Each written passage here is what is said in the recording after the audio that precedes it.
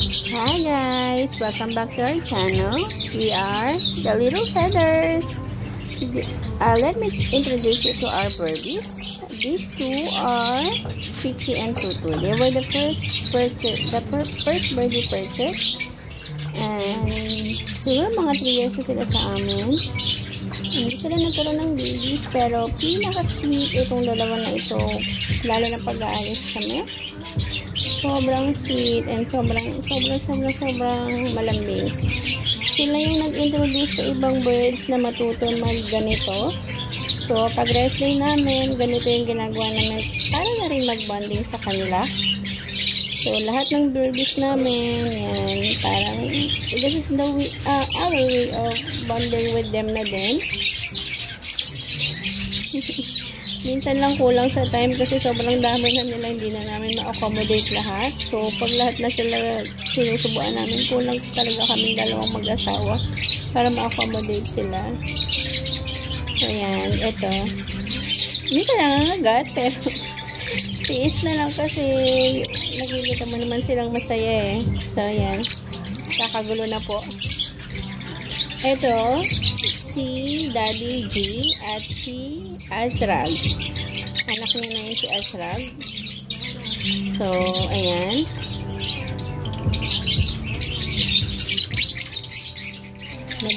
Nabili lang namin yan si Daddy G sa may grotto, kaya tinawag namin siya Daddy G.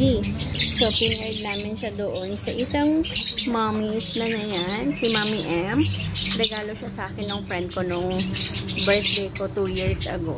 And then, after namin silang i-pair, siguro nakaproduce na sila ng 5 sets ng babies. And then, yung isa nilang baby is meron na rin inakay. 3.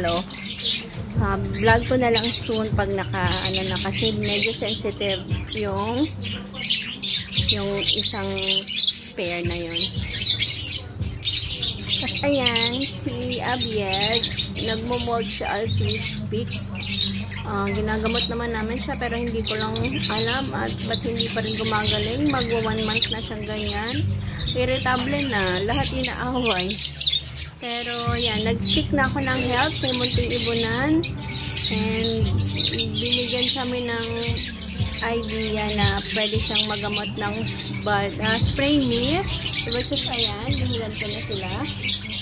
Hopefully gumaling after ng ilang gamit. So yan. Medyo pag-aalaga ng lovebirds hindi ganon kadali. Lalo na full-time, meron kaming work full-time ni husband.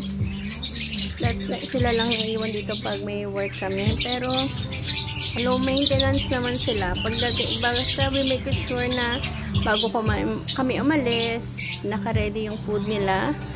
And then, okay naman yung lugar, well-ventilated naman sila.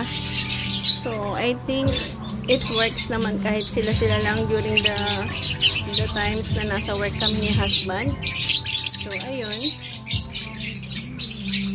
And to think na napadami namin sila. To be honest, nag-try lang kami ni husband mag-alaga ng isang pares. Ito nga yung si Chichi and Tutu. And then, naawa yung asawa ko. Sabi niya kasi baka daw malungkot kasi wala ibang kasama sa bahay. And then, later on, na-realize na lang namin na we already have 35 sets na po ng lovebirds. Yung iba doon, anak-anak na, and then yung iba is pag binibenta kay husband or nabibigay kay husband, kinukuha niya. Fulfilling din kasi bilang wala kami parehong wala kaming anak. Ito na yung naging anak namin dalawa. So, ayan, sobrang lambing din. Diba? Ang ingay nila. Gusto nila magpasubo lahat. So, mag-isa lang ako. And then, yan. Gusto nila lahat masubuan. Eto, naka-electric pan pa sila, oh. Pinapamper namin sila pag nandito kami kasi pag wala kami, yan, sila lang. Kailangan sila pagbalik namin. Ito, oh, molting siya. Kawawa naman, pero ginagamot naman siya. Ito si Hadia. Binili to ng asawa ko. Nakuha niya yung pinangbili dyan sa bonus niya. Kaya tinawag namin siyang hadiah kasi sa Arabic gift. So, ito yung gift namin, si Hadiah. Nakaproduce na siya ng isang baby, which is si Jamila.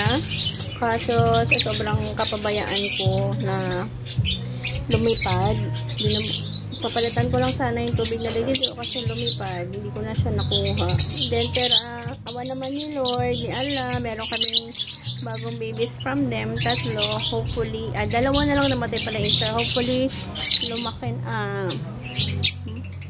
hopefully, maging okay yung paglaki nila dito. Ayan lang po. Thank you for watching. Please like and subscribe po sa aming Little Feathers. Marami pong salamat. God bless po.